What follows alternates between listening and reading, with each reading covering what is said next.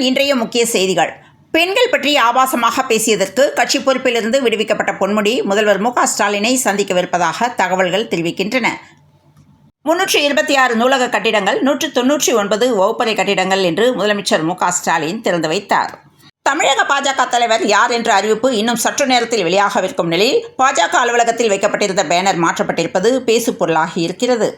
பாரதிய ஜனதா கட்சியின் மாநில தலைவராக அக்கட்சியின் சட்டப்பேரவை குழு தலைவர் நயினார் நாகேந்திரன் போட்டியின்றி தேர்வு செய்யப்பட உள்ளதாக தகவல்கள் தெரிவிக்கின்றன.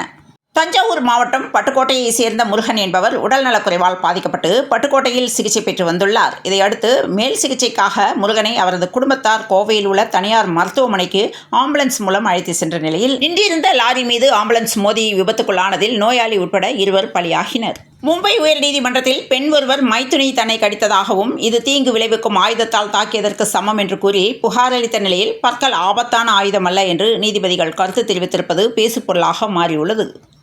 திருப்பத்தூர் மாவட்டம் வாணியம்பாடி அடுத்த புத்துக்கோயில் பகுதியில் தனியார் மருத்துவமனை நிஷா மருத்துவமனை நடத்தி வருபவர் ஜாவித். இந்த மருத்துவமனைக்கு வாணியம்பாடி பகுதியிலிருந்து பயிற்சிக்காக வரும் நர்சிங் கல்லூரி மாணவிகளுக்கு மருத்துவமனை உரிமையாளர் ஜாவித் தொடர்ந்து பாலியல் தொல்லை கொடுத்து வருவதாக மாணவி புகார் கொடுத்துள்ளார்.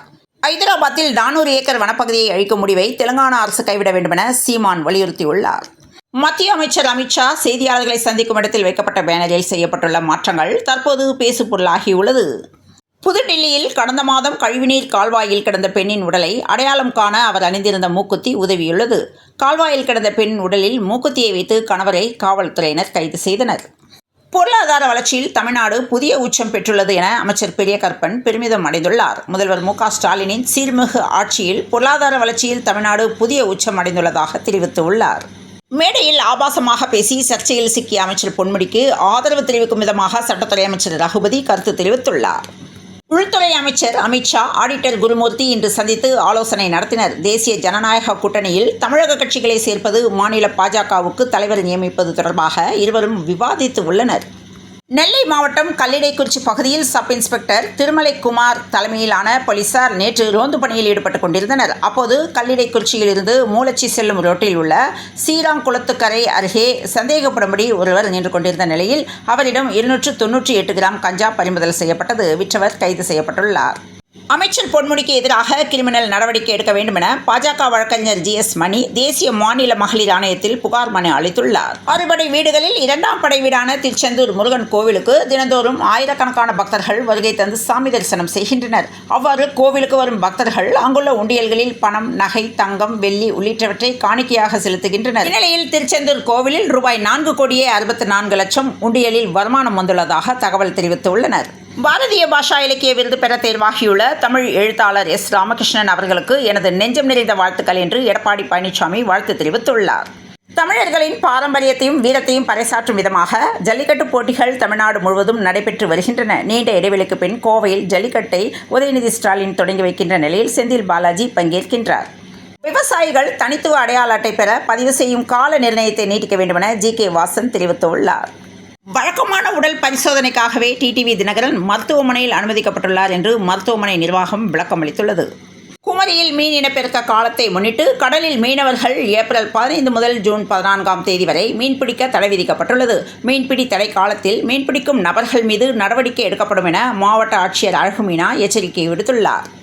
ஈரோடு மாவட்டம் சத்தியமங்கலத்தில் உள்ள பிரசித்தி பெற்ற பண்ணாரியம்மன் கோயில் திருவிழா கடந்த 8ஆம் தேதி நடைபெற்றது. இதற்காக ஈரோடு மாவட்டம் மட்டுமின்றி திருப்பூர் உள்ளிட்ட அண்டை மாவட்டங்களில் இருந்தும் காவல்துறையினர் பாதுகாப்பு மற்றும் போக்குவரத்து சீர் செய்யும் பணியில் ஈடுபடுத்தப்பட்டனர். இதனைத் தொடர்ந்து மது போதையில் DSPயுடன் தகராறு செய்த 2 காவலர்கள் சஸ்பெண்ட் செய்யப்பட்டனர். சென்னையில் உள்ள சென்னை சென்ட்ரல் ரயில் நிலையத்திற்கு வெடிகுண்டு மிரட்டல் விடுக்கப்பட்ட சம்பவம் பெரும் பரபரப்பை ஏற்படுத்தியுள்ளது. கடந்த ஆண்டை காட்டிலும் இந்த ஏப்ரல் மாதம் முதல் வாரத்தில் 12% பீர் விற்பனை செய்திருப்பதால் அதனை உயர்த்தும் முயற்சியில் டாஸ்மாக் ஈடுபட்டுள்ளது. இந்த முயற்சியாகத்தான் டாஸ்மாக் கடைகளில் புதிதாக 4 வகையான பீர்கள் அறிமுகப்படுத்தப்படுகிறது. இதனால் பீர் வகைகளை தேர்வு செய்ய வாடிக்கையாளர்களுக்கு அதிக வாய்ப்பு ஏற்படும் என்று தகவல்கள் தெரிவிக்கின்றன. அமைச்சர் பொன்முடியின் ஆபாச பேச்சுக்கு பாஜக மாநில தலைவர் அண்ணாமலை கண்டனம் தெரிவித்துள்ளார். சென்னை முழுவதும் ஆளுநருக்கு எதிராக ஒட்டப்பட்டுள்ள கெட் அவுட் ரவி போஸ்டர் பரபரப்பை ஏற்படுத்தியுள்ளது. பெண்கள் குறித்து அவதூறாக பேசிய பொன்முடியை கட்சியின் துணை பொதுச் செயலாளர் பதவியிலிருந்து தூக்கி சில மணி நேரம்தான் ஆனது. அந்த நிலையில் சர்ச்சை பேச்சால் தலைவர் எவ்வளவு வருந்தியிருப்பார் என்று துரைமுருகன் மன்னிப்பு கேட்டுள்ளார். திமுகவின் துணை பொதுச் செயலாளராக திருச்சி சிவா நியமிக்கப்படுவதாக திமுக தலைவர் மு.க. ஸ்டாலின் அறிவித்துள்ளார். விராலிமலையில் 3 மணி நேரத்திற்கு மேலாக தனியார் கைபேசி கோபுரத்தின் மீது அமர்ந்து பாஜக பிரமுகர் ஆரப்பன் ஆர்ப்பாட்டத்தில் ஈடுபட்டு வருவதால் பரபரப்பு நிலவி வருகிறது. புதுக்கோட்டை மாவட்டம் ஆலங்குடியில் புனித அற்புத மாதா அரசு உதவி பெறும் நடுநிலைப் பள்ளி இயங்கி வருகின்ற நிலையில் இந்த பள்ளியில் இருந்த சிறுவர்களை எங்கே ஓடி ஒளியறீங்க என்று காட்டுக்குள் ஓடிய மாணவர்களை விரட்டி பிடித்து தேர்வு எழுத வைத்த ஆசிரியர் நிகழ்ச்சியை ஏற்படுத்தியுள்ளார். திருப்பூர் செட்டிப்பாளையம் பகுதியை சேர்ந்தவர்கள் பாலுசாமி சுலோச்சனா தம்பதியினர். இவர்களுக்கு விஷ்ணு, கிருத்தீஸ்வரன் என்று 2 மகன்கள் உள்ளனர். இதில் 15 வயதாகும் கிருத்தீஸ்வரன் அந்த பகுதியில் உள்ள ஒரு தனியார் பள்ளியில் 9ஆம் வகுப்பு படித்து வந்துள்ளார். இதனிடையே மாணவன் கிருத்தீஸ்வரனுக்கு தலைமுடி உதிர்வு அதிகரித்துள்ளதாக கூறப்படுகிறது. இதனால் மன உளைச்சலில் இருந்த மாணவன் எனக்கு அதிகம் முடி கொட்டது, எனக்கு அசிங்கமாக உள்ளது என்று கடிதம் எழுதி வைத்துவிட்டு தூக்கிட்டு தற்கொலை செய்து கொண்டுள்ளார். தந்தை குமரி ஆனந்தன் மறைவிற்கு தமிழிசையை அவரது இல்லத்தில் நேரில் சந்தித்து மத்திய உள்துறை அமைச்சர் அமித்ஷா ஆறுதல் தெரிவித்துள்ளார். ரூபாய் 5,75,00,000 மதிப்பீட்டில் அறிவியல் பூங்காவை அமைச்சர் சேகர் பாபு அடிக்கல் நாட்டினார்.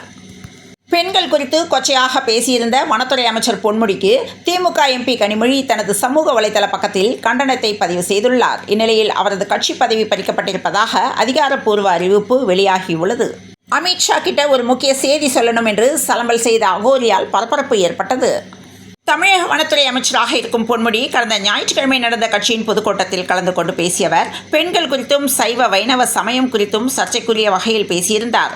இது தொடர்பான வீடியோ சமூக வலைதளங்களில் வேகமாக பரவிய நிலையில் பலரும் எதிர்ப்புகளை தெரிவித்தனர். இந்நிலையில் அமைச்சர் பொன்முடி பகிரங்கமாக வருத்தம் தெரிவிக்க வேண்டும் என சண்முகம் கண்டனம் தெரிவித்துள்ளார். தமிழக பாஜக தலைவர் பதவிக்கு நயினார் நாகேந்திரன் போட்டியின்றி தேர்வானார். அண்ணாமலை விடைபெறுகின்றார். தமிழக பாஜக மாநில தலைவரை தேர்வு செய்யும் பொருட்டும் அதிமுகவுடன் கூட்டணியை உறுதிப்படுத்தும் விதத்திலும் மத்திய உள்துறை அமைச்சர் அமித்ஷா 2 நாள் பயணமாக தமிழ்நாட்டுக்கு வருகை தந்துள்ளார். இந்நிலையில் தமிழ்நாட்டில் மீண்டும் அதிமுக பாஜக கூட்டணி என்று அமித்ஷா, EPS கூட்டாக அறிவிப்பு வெளியிட்டுள்ளனர். 18 ஆண்டு கால IPL வரலாற்றில் பெங்களூரு மோசமான சாதனை படைத்தது. பெங்களூருக்கு எதிரான வெற்றி பெற்றதில் ஆக்ரோஷமாக KL ராகுல் கொண்டாடிய வீடியோ வெளியானது. IPL தொடருக்காக பாகிஸ்தான் சூப்பர் லீக்கிலிருந்து விலகிய வீரருக்கு பாகிஸ்தான் வாரியம் தண்டனையை அறிவித்தது. IPL தொடரின் 18வது சீசன் இந்தியாவின் பல்வேறு நகரங்களில் சிறப்பாக நடைபெற்று வருகின்ற நிலையில் சுழற்பந்து வீச்சாளர்கள் சிறப்பாக செயல்பட்டனர் என்று டெல்லி கேப்டன் அக்ஷர் படேல் தெரிவித்துள்ளார். நடப்பு IPL சீசனில் இருந்து காயம் காரணமாக சென்னை சூப்பர் கிங்ஸ் அணியின் கேப்டன் ருத்ராஜ் விலகியுள்ளார். இந்நிலையில் சீசனை மிஸ் செய்வது துரதிர்ஷ்டவசமானது என்று ருத்ராஜ் உருக்கமுடன் தெரிவித்துள்ளார். இன்று தங்கம் விலை கிராமுக்கு ரூபாய் 185, பவுனுக்கு ரூபாய் 1485 உயர்ந்துள்ளது. இன்று வெள்ளி விலை கிராமுக்கு ரூபாய் 1 உயர்ந்துள்ளது. இதனைத் தொடர்ந்து சென்னையில் இன்று 22 கேரட் ஆபரண தங்கத்தின் விலை ஒரு சவரன் 69,960 ரூபாய்க்கும் 1 கிராம் 8,745 ரூபாய்க்கும் விற்பனையானது. கடந்த வாரம் முதல் பம்மி வந்த தங்கம் விலை இப்போது 3 நாட்களில் பவுனுக்கு ரூபாய் 70,000 நேரடியாக தொட உள்ளது. இன்றைய தங்கம் விலை வரலாற்றில் புதிய உச்சம் பெற்றுள்ளது. தமிழ்நாட்டில் இன்றும் நாளையும் ஓரிரு இடங்களில் மிதமான மழைக்கு வாய்ப்புள்ளதாக சென்னை வானிலை ஆய்வு மையம் தெரிவித்துள்ளது. தமிழ்நாட்டில் அதிகபட்ச வெப்பநிலை 2 முதல் 3 டிகிரி செல்சியஸ் உயரக்கூடும் எனவும் தெரிவிக்கப்பட்டுள்ளது. நேற்று மத்திய மேற்கு வங்கக்கடல் பகுதிகளில் நிலவிய காற்றழுத்த தாழ்வு பகுதி இன்று காலை அதே பகுதியில் வலுவிழந்தது. இருப்பினும் தமிழகத்தில் இன்று முதல் 17ஆம் தேதி வரை மழைக்கு வாய்ப்பு உள்ளதாக சென்னை வானிலை ஆய்வு மையம் தகவல் தெரிவித்துள்ளது.